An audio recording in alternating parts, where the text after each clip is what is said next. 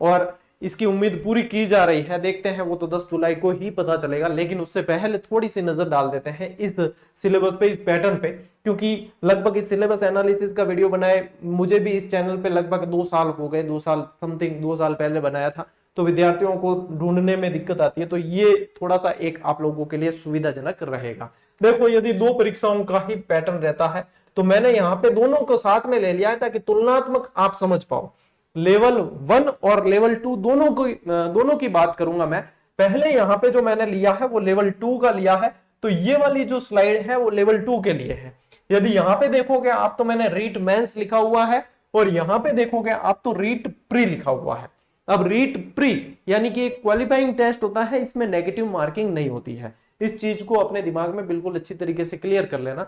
ये एक तरह की पात्रता परीक्षा है, पात्रता परीक्षा। और पिछली बार जो रीट हुई थी उसमें यह प्रावधान किया गया था कि भाई डिग्री तो आप लोगों की वैलिड रहेगी हमेशा के लिए, और बार बार उन्हें परीक्षा देने की आवश्यकता नहीं है। क्यों नहीं है? क्योंकि डिग्री हमेशा के लिए वैलिड रहेगी। तो ये 2 पैटर्न ही रहते हैं। तो एक कॉमन सा सवाल जो विद्यार्थियों का आ रहा है कि सर क्या हमें वापस से एग्जाम देना पड़ेगा रीट प्री का? हमने जो है पिछली रीट प्री जो है क्लियर कर रखी है, हमारा मेंस में नहीं हुआ, ग्रेड 3 में नहीं हुआ, लेकिन हमारी रीट प्री क्लियर है, तो क्या हमें फिर से एग्जाम देना पड़ेगा? तो साथियों ध्यान से सुन लो, यदि 2 एग्जाम का पैटर्न ही रहता है तो जिन्होंने रीट प्री दे रखी थी उन्हें फिर से प्री का एग्जाम नहीं देना है, उनको सीधी की सीधी मेंस की तैयारी करनी चाहिए। क्यों? क्योंकि यदि दो एग्जाम का पैटर्न ही रहता है तो वो वाला नियम लागू रहता है, यानी तो वहां से जो है प्री की डिग्री आजीवन वैलिड है, तो वहां से आप लोग क्वालिफाई है, और क्वालिफाई है तो आप सीधा सीधा मेंस एग्जाम दे सकते हैं। तो आप लोगों को मेंस की तैयारी ही करनी चाहिए। यह है बिल्कुल ही भागवत का सार, ठीक है। और इस चीज को बिल्कुल अच्छी तरीके से आप जान लें। यदि पैटर्न चेंज होता है तो फिर बाद में बात बदल जाती है, ठीक है। पैटर्न 2 पे एग्जाम का ही रहता है तो ये बात तय है कि आप लोगों को फिर से प्री का एग्जाम नहीं देना पड़ेगा। जिन्होंने क्वालिफाई कर रखा है, जिन्होंने नहीं किया है उन्हें देना पड़ेगा, ठीक है। अब देखो रीट प्री का क्या सिलेबस रहता है, पैटर्न क्या रहता है। 30 नंबर की तो आती है बाल मनोविज्ञान, ठीक है। मनोविज्ञान आती है, यानी कि साइकोलॉजी आप जिसे कहते हो, पेडागोजी कह दो चाहे, ठीक है, वो आती है मनोविज्ञान। और फिर आती है, मतलब एक बड़ा पार्ट हो जाता है भाषा का, भाषा से संबंधित। अब भाषा में यहाँ पे एक तो होती है प्रथम भाषा, एक होती है द्वितीय भाषा, यानी कि 2 तरह की भाषाएं सिलेक्ट करनी होती है। ज्यादातर जो विद्यार्थी सिलेक्ट करते हैं वो हिंदी कॉमन सिलेक्ट करते ही हैं। मैं ज्यादातर की बात कर रहा हूं, यानी कि 80 से 90% विद्यार्थी ये सिलेक्ट करते हैं। सेकंड भाषा में वो बदलाव करते हैं, दूसरी भाषा के अंदर। दूसरी भाषा में या तो वो अंग्रेजी लेते हैं या वो संस्कृत लेते हैं। जो हिंदी लेते हैं उनके लिए संस्कृत फायदेमंद होती है, क्योंकि व्याकरण से संबंधित काफी सारी सहायता हो जाती है, ठीक है।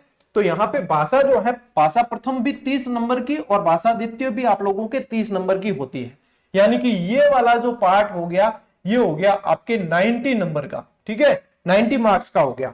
फिर रहती है बात विद्यालय विषय की, यानी कि जो आर्ट्स वाले हैं, आर्ट्स वाले हैं वो एसएसटी उनके लिए सब्जेक्ट रहता है, 60 नंबर की यहाँ पे बात होती है। और जो साइंस मैथ्स वाले हैं या साइंस बायो वाले हैं, यानी कि विज्ञान वर्ग से संबंधित आते हैं, तो उनके लिए भी 60 नंबर का लेता है, लेकिन उनके लिए गणित और विज्ञान दोनों ही पढ़ने होते हैं। यानी कि आप इसको डिवाइड भी कर सकते हो 30-30 नंबर से, ठीक है।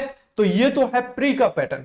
तो जिनकी प्री नहीं है उन्हें प्री की तैयारी करने के लिए ये पैटर्न फॉलो करना पड़ेगा। और सीटेट का भी पैटर्न यही रहता है, यानी कि पात्रता परीक्षा जो है टीचर वैकेंसी से रिलेटेड, उनका पैटर्न यही है। लेवल फर्स्ट के अंदर मैं अलग से बताऊंगा, ये लेवल 2 का बता रहा हूं, ठीक है। अब बात करते हैं इसी के मेंस की, यानी कि ग्रेड 3 विज्ञप्ति यदि आती है इसी पैटर्न से होता है तो उसका सिलेबस क्या रहता है। क्योंकि 2 एग्जाम के पैटर्न से ही होगा तो फिर सिलेबस यही रहता है। यहाँ पे राजस्थान जीके के ऊपर वेटेज ज्यादा रखा गया है, इसलिए सिलेबस चेंज होने के आसार कम नजर आते हैं, ठीक है। देखो इसमें क्या रहता है, मेंस होती है आपके 300 नंबर की, 150 प्रश्न, 300 नंबर का एग्जाम होता है, ठीक है। इसके अंदर जो सिलेबस रहता है वो राजस्थान का भौगोलिक, ऐतिहासिक और सांस्कृतिक ज्ञान, साथ ही साथ आप लोग यहाँ पे साथ में लिख लें और ध्यान रखें राजस्थानी भाषा, ठीक है, ये बहुत जरूरी है। और ये जो पार्ट रहता है वो आप लोगों के 80 नंबर का रहता है। कितने नंबर का रहता है? 80 नंबर का। इसके अंदर यानी कि राजस्थान जी के आप लोगों के काफी सारा आ गया, भूगोल, इतिहास, संस्कृति, कला संस्कृति वगैरह सब कुछ इसके अंदर आ जाती है। इसका विस्तृत सिलेबस भी आया हुआ है। यदि आप लोग चाहेंगे कि उसका भी मैं एनालिसिस कर दूं और कहां से कैसे पढ़ना है ये आप जानना चाहोगे तो मैं निश्चित रूप से एक वीडियो समय निकाल के बनाकर आप लोगों को वो भी प्रोवाइड करवा दूंगा कि इस सिलेबस की तैयारी कैसे की जा सकती है। यदि आप लोगों की इच्छा होगी, आप लोग जानना चाहोगे, तो मैं जरूर बना के दे दूंगा। अभी अपन पैटर्न समझ लेते हैं, ये ऊपरी तौर पे आप लोगों को सिलेबस समझ में आ जाएगा और आपकी हेल्प हो जाएगी। ठीक है, दूसरा जो पार्ट है इसके अंदर देखो राजस्थान का सामान्य ज्ञान।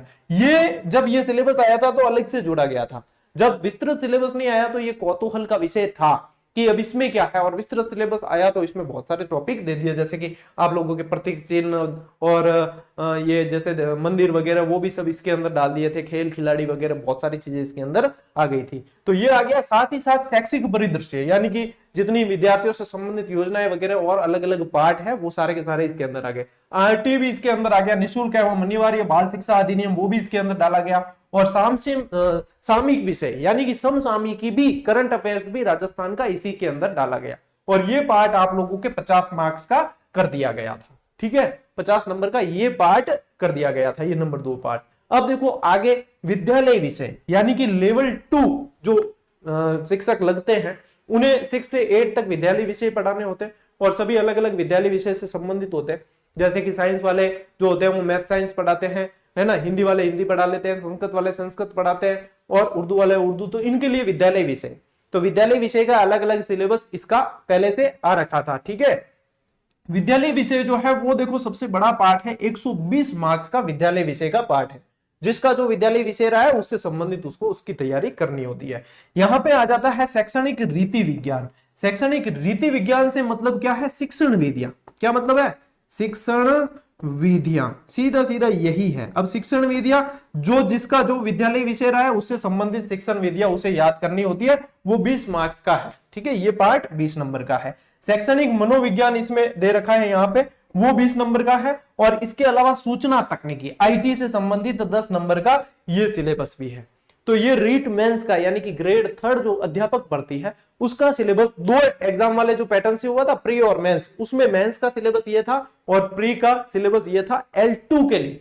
ठीक है, अब मैंने आप लोगों को कहा यदि आप इसे डिटेल में समझना चाहेंगे और डिटेल में कि सर बता दीजिए कौन सा टॉपिक कहां से पढ़ना ज्यादा ठीक रहता है, कैसे तैयारी की जाए उसकी, तो मैं डिटेल में भी इसका वीडियो बनाकर आप लोगों को दे दूंगा, लेकिन वो आप लोगों की दिलचस्पी और मांग के ऊपर है। ठीक है, चलिए अब देखो बात करते हैं अपन लेवल 1 की। ये तो बात थी लेवल 2 की, अब बात कर रहे हैं अपन लेवल 1 की, कि लेवल 1 में जो विद्यार्थी टीचर बन जाते हैं वो पहली से 5वीं तक के शिक्षक कहलाते हैं। ठीक है, यानी कि यहाँ पे सीधा सीधा रोल होता है बीएसटीसी वाले विद्यार्थियों का। ठीक है, प्री डीएलएड जो आप देते हो, डीएलएड करते हो, उसके बाद में आप लोग जो टीचर बनते हो वो लेवल 1 के जरिए बनते हो। ठीक है, मतलब ये समझ लो आपकी ग्रेड 3 आप लग रहे हो ना, तो आप लोगों की सैलरी में कोई फर्क नहीं रहता। लेवल 1 और लेवल 2 दोनों की सैलरी बराबर होती है, लेकिन आप लोग लेवल 1 वाले पहली से 5वीं तक को पढ़ाते हैं, लेवल 2 वाले 6 से 8 तक को पढ़ाते हैं। ठीक है, लेकिन यदि आप विद्यालय में जाते हैं और किसी टीचर की पोस्ट खाली है तो ग्रेड 3 के अंदर आप लोगों को यह भी ध्यान रखना है कि आप लेवल 1 पे लगे हैं, लेकिन वहां पे पोस्ट खाली, तो आप लोगों को हो सकता है व्यवस्था के अनुसार लेवल 2 के विषय भी पढ़ाने पड़े, और लेवल 2 वाले को लेवल 1 वाले विद्यार्थियों को भी पढ़ाना पड़े। ये व्यवस्था के अनुसार किया जाता है, जो विद्यालयों में हमारा अनुभव है उसके आधार पर बता रहा हूं। ठीक है, अब लेवल 1 के लिए देखो प्री का जो है ये 150 नंबर का ही रहता है। इसमें भी साइकोलॉजी जो आती है आपके 30 नंबर की, भाषा इसमें भी 2 आती है 30-30 नंबर की, यानी कि ये पार्ट तो कॉमन रहता ही है 90 नंबर का। और इसके अलावा इसके अंदर देखो गणित और पर्यावरण अध्ययन, ये 2 चेंजेस यहाँ पे होते हैं। गणित भी 30 नंबर की और पर्यावरण अध्ययन ईवीएस भी आप लोगों के 30 नंबर की आती है। ये बात हुई प्री की। नेगेटिव मार्किंग यहाँ पे प्री के अंदर नहीं होती है, यानी पात्रता परीक्षा जो भी होगी वहां पे नेगेटिव मार्किंग नहीं होती है। ठीक है, अब देखो बात करें अपन मेंस की, तो मेंस भी यहाँ पे 300 नंबर का ही है, लेकिन यहाँ पे राजस्थान जीके के अंदर अंकों का वेटेज बढ़ाया गया है। जहां पे अपन ने 80 नंबर देखे थे, वहां पे अपन देखते हैं उसी पार्ट के 100 नंबर है। कितने नंबर का हो जाता है, ये 100 नंबर का है यहाँ पे। यानी वही देखो चीज है, राजस्थान का भौगोलिक, ऐतिहासिक और सांस्कृतिक ज्ञान और राजस्थानी भाषा, लेकिन यहाँ पे नंबर बढ़ा के कितने कर दिए गए, 100।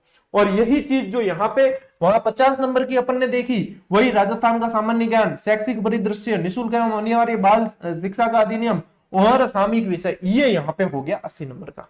यानी कि पढ़ना तो सेम मैटर है, लेकिन अंकों का वेटेज चेंज हुआ है। ठीक है, यही मतलब मेजर डिफरेंस है यहाँ। इसके अलावा फिर डिफरेंस आएगा यहाँ पे क्या होता है कि लेवल फर्स्ट में जो विद्यार्थी लगते हैं वो एक तरीके से कॉमन सब्जेक्ट के लिए लगते हैं, तो उन्हें सारे ही सब्जेक्ट पढ़ाने होते हैं, ये मानकर आप चलें।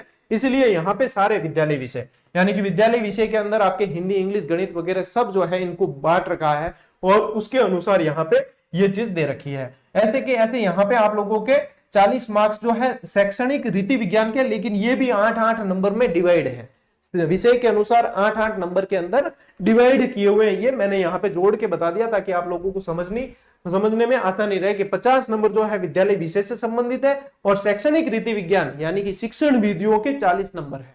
ये चीज यहां से अच्छे से समझ लेना।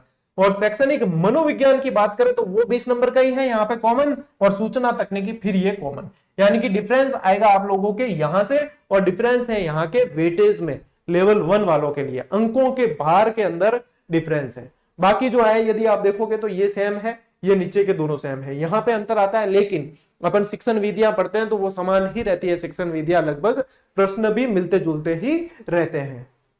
ये चीज है जो आप लोगों को पैटर्न समझना है कि दोनों एग्जाम यदि होते हैं, दो एग्जाम के पैटर्न पे यदि चीज होती है तो क्या पैटर्न रहता है। मैं चाह ये रहा हूं कि जितना जल्दी इन चीजों पे सरकार क्लियर कर देना चीज, तो विद्यार्थियों के लिए बड़ी मतलब आसानी हो जाती है, और ये आसानी होनी जरूरी है। नहीं तो वो असमंजस में रहता है, उसे ये भी समझ नहीं आता है कि करना क्या है, सेकंड ग्रेड करें, फर्स्ट ग्रेड करें या ये करें। भाई बीएसटीसी वाले विद्यार्थियों के लिए तो सीधा सीधा ऑप्शन यही रहता है ग्रेड 3 का, लेकिन बाकी जिनके बीएड कर रखी होती है वो कंफ्यूज रहते हैं कि इसकी तैयारी करें या इसकी। अब एक और दाव फंसा हुआ है महिला आरक्षण वाला, तो उसमें भी विद्यार्थी बड़े कंफ्यूज है कि ग्रेड 3 की करें। ज्यादातर मेल कैंडिडेट कंफ्यूज है कि ग्रेड 3 की करें या सेकंड ग्रेड और फर्स्ट ग्रेड की करें। एक और चीज जो होनी नहीं चाहिए और राजस्थान में अक्सर होती है वो ये है कि वैकेंसी जो आती है ना, या तो आएगी नहीं या तो अकाल रहेगा वैकेंसीज का, जैसे कि पिछले 2.5 साल से अकाल ही रहा है। और या फिर आएगी ना तो ऐसी आएगी कि या तो अकाल की स्थिति है या अतिवृष्टि की स्थिति हो जाती है। आएगी जब कैसे आएगी, सारी एक साथ ही आएगी। थर्ड ग्रेड भी आएगी, सेकंड ग्रेड भी आएगी, फर्स्ट ग्रेड आएगी, पटवारी आएगी, आरएस आएगी, एसआई आएगी, एएसआई आएगी, उप जेलर आएगी, सभी एक साथ। अब विद्यार्थी इतना कंफ्यूज हो जाएगा कि मैं इन सब में एलिजिबल हूं, लेकिन पता नहीं किस नीति के तहत, पता नहीं किस सलाहकार की सलाह से वैकेंसियां निकाली जाती है, कि मतलब किसकी तैयारी करें और किसकी छोड़े, यही समझ नहीं आता। और जब नहीं होती है तब कोई भी नहीं होती, तब भी समझ नहीं आता कि किसकी करें और किसकी छोड़े। ये बड़ी विडंबना है। और जो मतलब विद्यार्थी हमारे साथ में जो चीजें साझा करते हैं वो निश्चित रूप से एसी में बैठे हुए उन लोगों तक साझा नहीं कर पाते हैं, उन लोगों तक उनकी बात नहीं पहुंच पाती है जो ये नीतियां बनाते हैं।